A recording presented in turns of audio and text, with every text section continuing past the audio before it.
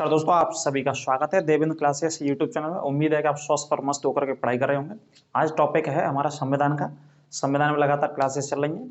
यदि जो हमारे साथ पुराने बच्चे हैं उन्होंने पुरानी क्लासेस नहीं देखी हैं तो वो प्ले लिस्ट में जाकर के पुरानी वीडियोज़ को देखें, तब आके टॉपिक आपके समझ में आएंगे। तो आज का हमारा जो टॉपिक है बहुत इंपॉर्टेंट टॉपिक होने वाला है। अंत तक मेरे साथ आप वीडियो में बने रहेंगे।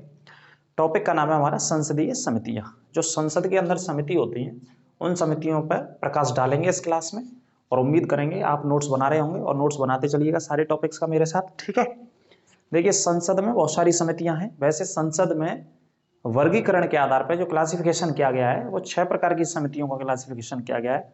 उन 6 प्रकार में से हम वित्त समिति को पढ़ेंगे। इंपॉर्टेंट, सबसे ज्यादा मोस्ट इंपॉर्टेंट जो समिति है वो वित्तीय समिति है, फाइनेंशियल कमेटीज बोल सकते हैं हम आज के इस टॉपिक में, ठीक है। कौन सी कमेटी? फाइनेंशियल कमेटी, मतलब पैसे से संबंधित जो है, जो सरकार के पैसे की जांच करती है। सरल भाषा में ऐसे समझो, सरकार सरकारी पैसे से, कहने का मतलब जनता के पैसे से जो देश के अंदर विकास करती है, देश के अंदर कहीं ना कहीं अलग अलग स्थापित करती है, बड़ी बड़ी फैक्ट्रीज हों या बड़े बड़े कोई भी उपक्रम हो भारत सरकार के, उस पैसे की सही ढंग से जांच करती हैं। कौन सी समितियां? जो संसद के अंदर स्थापित समितियां हैं जिन्हें वित्तीय समिति बोलते हैं, फाइनेंशियल कमेटीज बोलते हैं, या इंग्लिश में ओवरऑल सभी कमेटीज को पार्लियामेंट्री कमेटीज बोलते हैं, जो संसदीय समितियां होते हैं।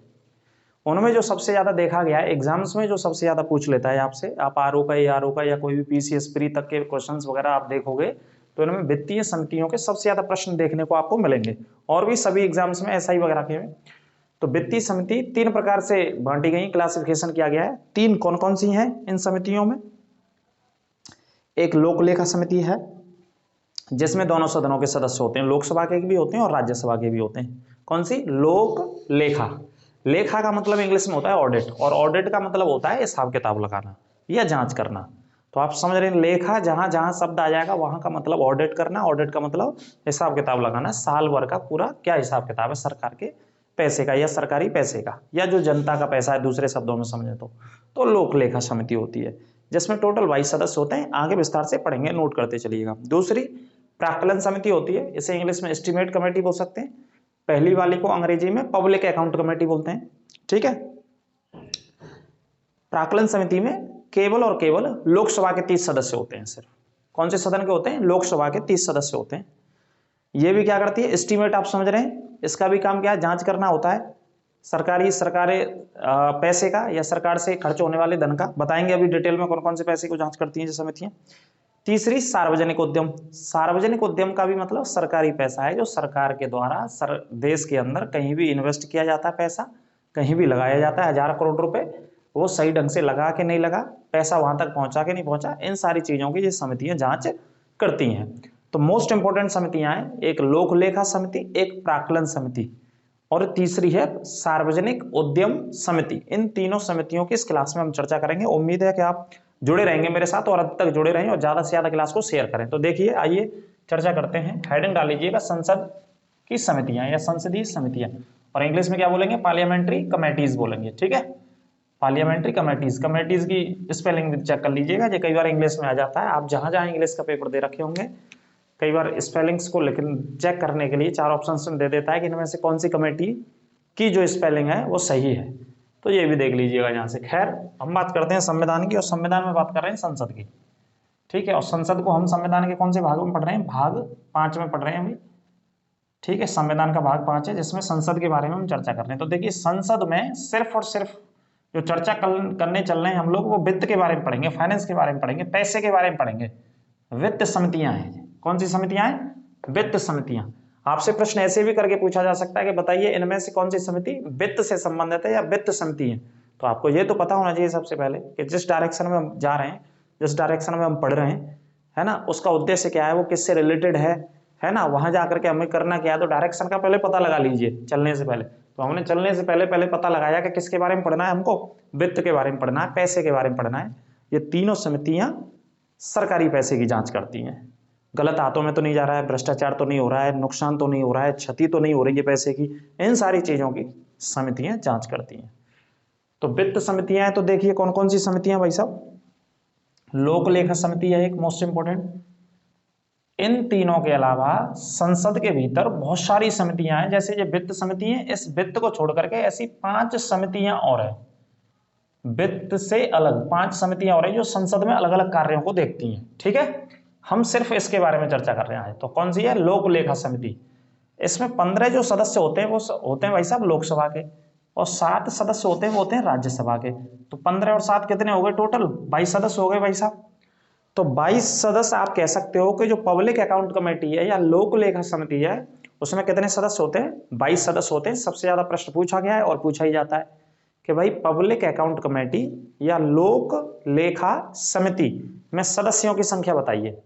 या कई बार ऐसे पूछ लेता है कि सदस्य दोनों सदनों में से कौन से अनुपात में होते हैं, रेशियो क्या है, लोकसभा में से कितने सदस्य होते हैं, राज्यसभा में से कितने होते हैं। तो लोकसभा के 15 होते हैं और राज्यसभा से 7 होते हैं, इस रेशियो में होते हैं। टोटल मिलाकर के 22 सदस्य होते हैं। कौन सी समिति में? लोक लेखा समिति में। ठीक है, आगे चलते हैं। दूसरी समिति कौन सी है हमारी? सेकंड समिति कौन सी है इस वित्त समिति में? प्राक्कलन समिति। इसमें 30 जो सदस्य होते हैं वो लोकसभा के होते हैं। 30 सदस्य कहाँ के होते हैं? लोकसभा के होते हैं। तीसरी जो समिति हमारी वित्त समिति में वो है सार्वजनिक उद्यम समिति। उद्यम का मतलब उपक्रम होता है। उपक्रम का मतलब होता है कोई कंपनी लगा रही है सरकार, कोई फैक्ट्री लगा रही है ना, विकास के लिए, लोगों के लिए, रोजगार के लिए, तो उसे बोलते हैं सार्वजनिक मतलब सरकारी। जो संवैधानिक शब्द हैं इसे अपनी भाषा में आप समझ सकते हैं। सार्वजनिक उद्यम समिति या सार्वजनिक ऐसे बोल सकते हो, सरकारी उपक्रम समिति भी बोल सकते हैं, लेकिन परीक्षा में ये नाम लिख करके आएगा आपके लिए। तो इसमें 15 लोकसभा के होते हैं, 7 राज्यसभा के। इसमें भी कितने होते हैं? 22 सदस्य होते हैं। तो 3 समितियां हैं हमारे सामने भाई साहब। अब बात करते हैं सबसे पहले लोक लेखा समिति, हेडिंग डाल लेंगे। तो देखिए इस समिति का जो गठन किया गया था वो किया गया था भारत शासन अधिनियम 1919 के तहत। इसकी रूपरेखा बनाकर के तैयार की गई थी। भारत शासन अधिनियम आया था जब भारत अंग्रेजों का गुलाम था, ब्रिटिश उपनिवेश था, ब्रिटिश शासन में भारत, जो कि अंग्रेज शासन कर रहे थे। भाई 1919 में कौन शासन कर रहा था? अंग्रेज शासन कर रहे थे। तो अंग्रेज एक कानून बना करके लाए इंग्लैंड से, तो उस कानून का नाम था भारत शासन अधिनियम।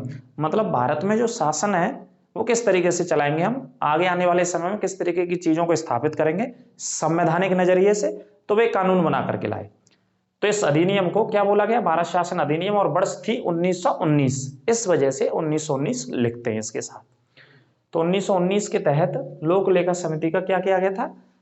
सुझाव दिया गया था, प्रारूप रखा गया था। स्थापना हुई थी 1921 में, इसको स्थापित किया गया था, मतलब दूसरे वर्ष में। 1919 में तो अधिनियम आया, उसके दूसरे साल में स्थापना कर दी।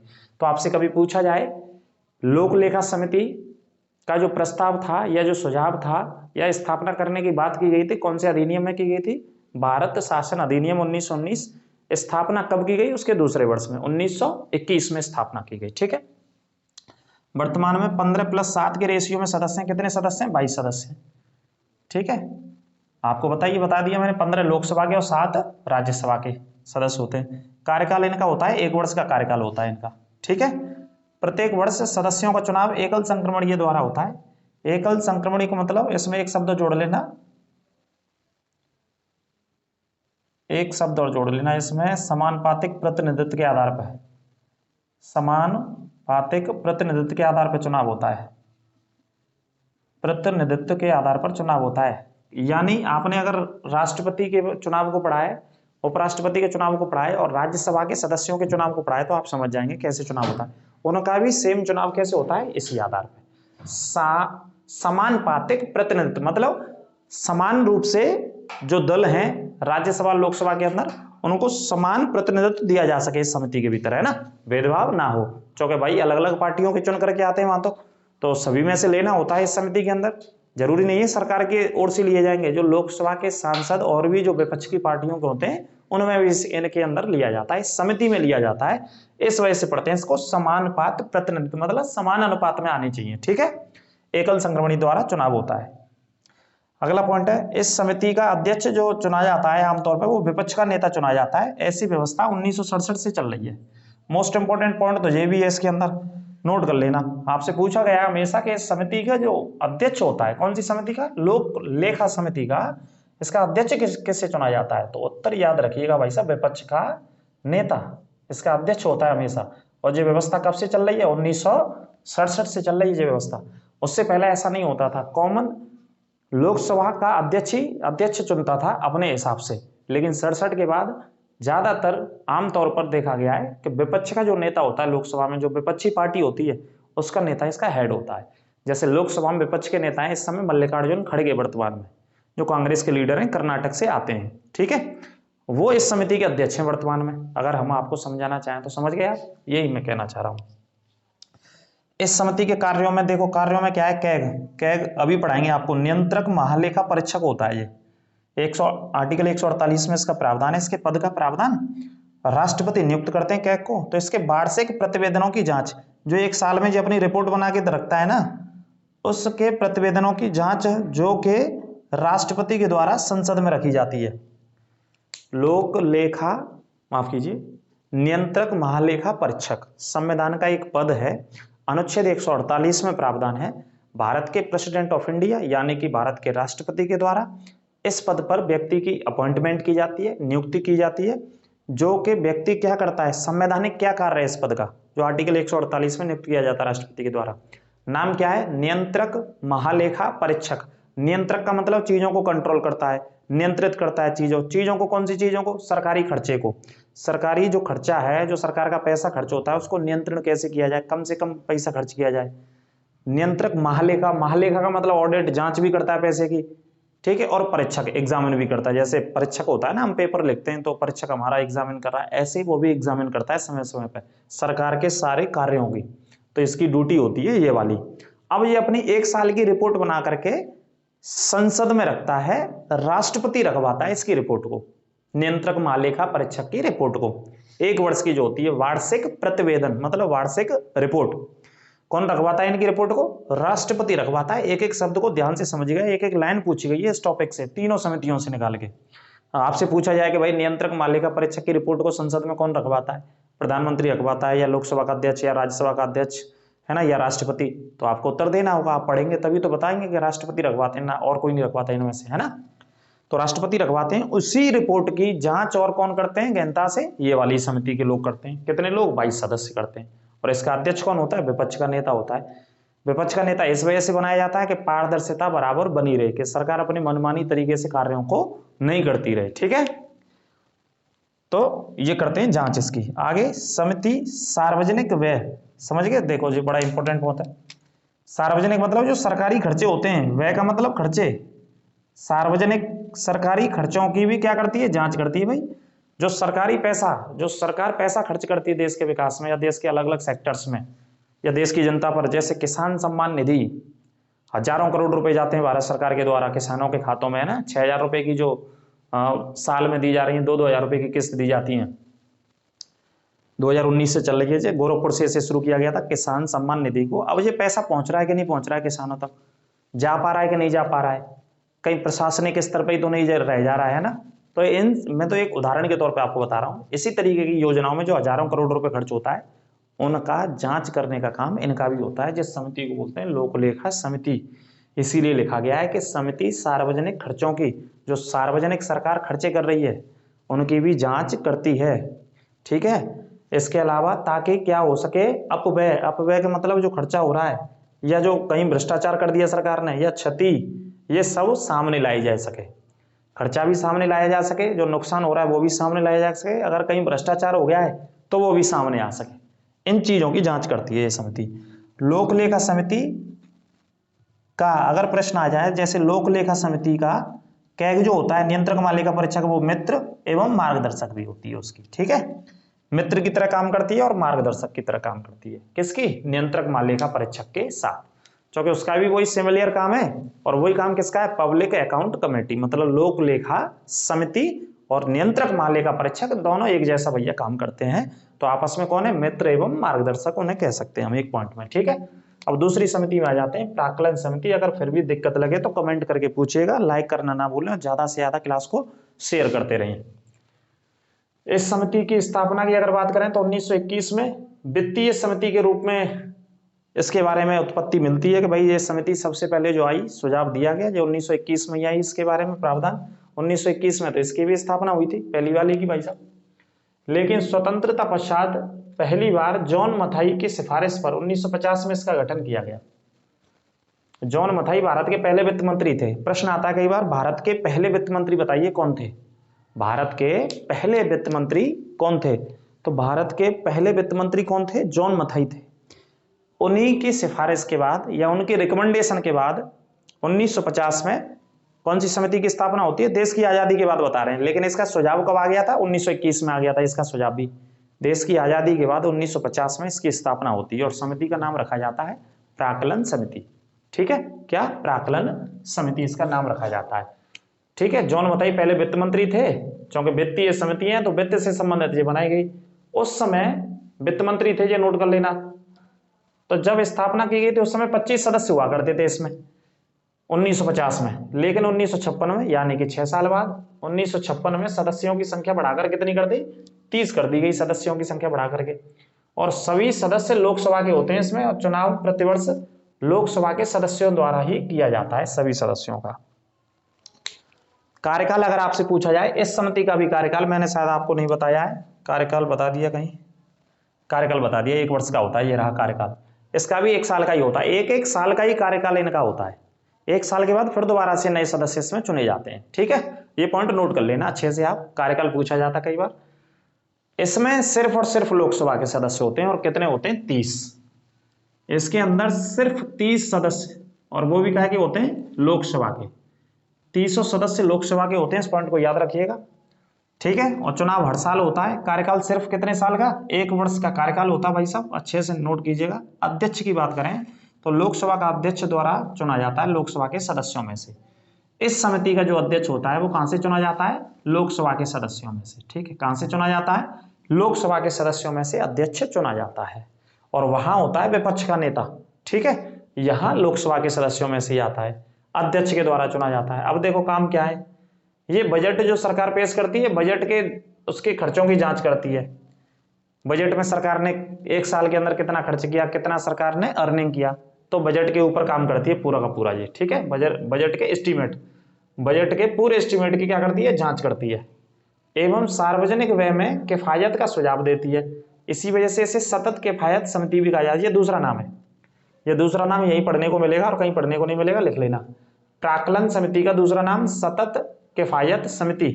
सार्वजनिक व्यय, जो सरकार देश के भीतर खर्चा करती है, देश के अंदर विकास के कार्य करती है, कहीं सड़कें बनवा रही है, कहीं फ्लाईओवर बन रहे हैं, कहीं हॉस्पिटल्स बन रहे हैं, कहीं एम्स बन रहे हैं, कहीं ट्रेन के लिए रूट तैयार हो रहे हैं, तो इन चीजों पर या और भी विकास की चीजों पर कैसे पैसे को कम खर्च किया जाए, हिसाब से खर्च किया जाए, उस विषय में ये सुझाव देती है समिति सरकार को।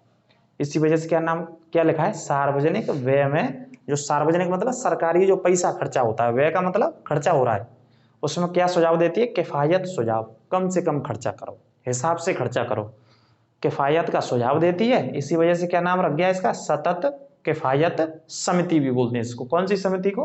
प्राक्कलन समिति को कहा जाता है। ठीक है, कहने का मतलब हमने पहले ही आपको बता दिया कि एक संसद में कौन सी समिति पढ़ रहे हैं इस टॉपिक में? वित्त वाली। और वित्त का मतलब क्या? पैसा। तो भैया पैसा से संबंधित सारी समितियां पैसे की ही जांच कर रही हैं सरकार का, जो सरकार खर्चा करती है, उस पैसे में कहाँ भ्रष्टाचार हो रहा है, कहाँ गलत पैसा खर्च हो रहा है, कहाँ ज्यादा पैसा खर्च हो रहा है, तरीके से पैसा खर्च किया जाना चाहिए, वो सब यही काम कर रही हैं। ठीक है, आगे बात करते हैं, सार्वजनिक उद्यम समिति की बात करते हैं। तीसरी समिति जो हमने लिखी कौन सी है? सार्वजनिक उद्यम समिति। 15 और 7 टोटल कितने सदस्य होते हैं? 22 सदस्य, 15 लोकसभा के और 7 राज्यसभा के। इसमें भी वही रेशियो होता है। अब देखो, सार्वजनिक मतलब वही सरकारी होता है, उद्यम का मतलब सरकार के उपक्रम, जो सरकार ने कहीं प्लांट लगाए बड़े बड़े, चाहे लाइट के प्लांट की बात करें, चाहे कोई और किसी भी प्रकार के सेक्टर की बात करें, जो सरकार काम कर रही है, सार्वजनिक उद्यम समिति इसका नाम है। तो यह समिति कृष्ण मेनन की सिफारिश, एक व्यक्ति थे कृष्ण मेनन की सिफारिश पर 1964 में स्थापित की गई थी। किसने सिफारिश की थी? कृष्ण मेनन जी ने सिफारिश की थी। 1964 में स्थापना होती है, 1974 से इसमें सदस्यों की संख्या कर दी गई 22। उससे पहले 1974 से पहले इसमें 15 सदस्य होते थे, 10 लोकसभा के और 5 राज्यसभा के, टोटल 15 सदस्य होते थे 74 से पहले, 1974 से पहले। लेकिन 74 के बाद 22 सदस्य कर दिए। कितने सदस्य? 22।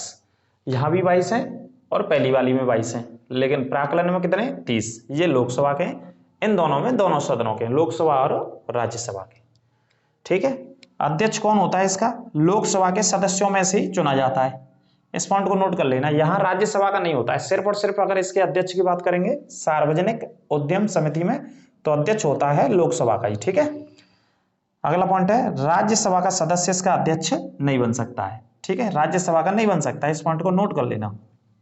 कार्य क्या है, सार्वजनिक उद्यमों के प्रतिवेदनों की जांच करना, नंबर 1 पॉइंट। दूसरा, सार्वजनिक उद्यमों में कैग की रिपोर्ट की जांच करना, फिर ये कैग आ गया इसमें, ये भी कैग की रिपोर्ट की जांच कर रहे हैं, नियंत्रक मालिका परीक्षक की, लोक लेखा वाले, यहां भी लोक लेखा वाले काम कर रहे हैं। अब ये सार्वजनिक उद्यम क्या है, बार बार ये शब्द आपको परेशान ना करे, इसे समझो। ऐसे उपक्रम, सार्वजनिक उद्यम की परिभाषा क्या है, ऐसे उपक्रम जिनकी स्थापना सरकार या सरकारी धन से की जाती है उन्हें सार्वजनिक उद्यम कहते हैं। ऐसे उपक्रम, ऐसे सेक्टर्स, ऐसे प्लांट्स, ऐसी कंपनियां जिनकी स्थापना भारत सरकार के द्वारा सरकारी पैसे या सरकार के पैसे से की जाती है उन्हें सार्वजनिक उद्यम कहते हैं। और उसी पैसे की जांच कौन सी कमेटी करती है, सार्वजनिक उद्यम समिति जांच करती है और नियंत्रक मालिका परीक्षक के रिपोर्टों को भी देखती है, प्रतिवेदनों को भी देखती है। ठीक है, अगला प्रश्न है, एक पॉइंट है, लोक लेखा समिति अपनी रिपोर्ट किसे सौंपती है। जो लोक लेखा समिति होती है वो अपनी रिपोर्ट किसे देती है, लोकसभा अध्यक्ष को सौंपती है। किसे सौंपती है, लोकसभा के अध्यक्ष को सौंपती है। तो ये संसद की समितियां हैं, और कितनी समितियां बताई मैंने, 3 समितियां बताई। जैसे क्वेश्चन में कुछ बताऊं आपको पढ़ करके, क्वेश्चन पूछे गए, मेरे हाथ में किताब है हायर लेवल की, आसपास के स्टेट्स में जो क्वेश्चंस पूछे गए हैं पीसीएस इस तरह के, वो मैं क्वेश्चन पढ़ देता हूं। जैसे सार्वजनिक लेखा समिति अपनी आख्या प्रस्तुत करती है, अपनी आख्या कहां प्रस्तुत करती है, संसद में करती है, प्रधानमंत्री को, राष्ट्रपति को, या वित्त मंत्री को। कौन सी समिति की बात कर रही है, संसद की दोनों समिति। सार्वजनिक लेखा समिति, सार्वजनिक लेखा समिति का मतलब इसी को लिख दिया उसने, सार्वजनिक क्या बोलते हैं वैसे, लोक लेखा समिति कहते हैं। अब ये अपनी रिपोर्ट कहां पेश करती है, संसद के भीतर रिपोर्ट पेश करती है। भाई आपसे प्रश्न आया है, ये प्रश्न पूछा गया है लोअर पीसीएस की परीक्षा में, पूछा गया उत्तर प्रदेश में पीसीएस की परीक्षा में। सार्वजनिक लेखा समिति जो अपनी रिपोर्ट देती है, फिर इनकी सभी की जांच करके कहां पे रखती है, ये रिपोर्ट किसके सामने रखती है, राष्ट्रपति के सामने, वित्त मंत्री के सामने, संसद के, या प्रधानमंत्री के। तो उत्तर क्या आएगा, संसद में काम करती है, संसद के सामने रखती है अपनी रिपोर्ट को, और संसद में मतलब लोकसभा के अध्यक्ष के सामने रखती है रिपोर्ट को। ठीक है, इस तरीके से प्रश्न आपको मिल जाएंगे। लोक लेखा समिति अपनी रिपोर्ट किसके सामने पेश करती है, लोकसभा अध्यक्ष के सामने पेश करती है लोक लेखा समिति।